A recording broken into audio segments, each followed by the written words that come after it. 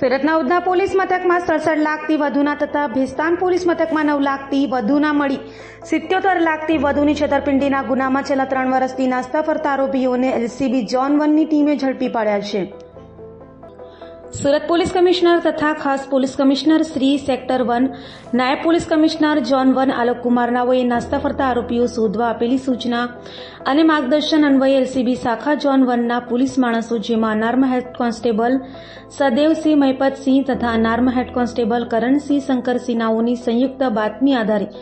સુરતના ઉધના પોલીસ મથકમાં 67 લાખથી વધુ તથા ભેસ્તાન પોલીસ મથકમાં 9 લાખથી વધુ મળી 77 લાખથી વધુની થગાઈ આચરી 3 વર્ષથી નાસ્તા ફરતા આરોપી એવા મૂળ રાજસ્થાનના નાગોર અને હાલ પર્વત ગામ ખાતે ગીતાનગર સોસાયટીમાં રહેતા ભરત બ્રિજ ગોપાલ દરક તથા બીજો મૂળ રાજસ્થાનનો અને હાલ વરાછા એલએચ રોડ પર સાઈધામ પેલેસ એપાર્ટમેન્ટમાં રહેતા વિકાસ કનૈયાલાલ અગ્રવાલને ઝડપી પાડ્યા હતા।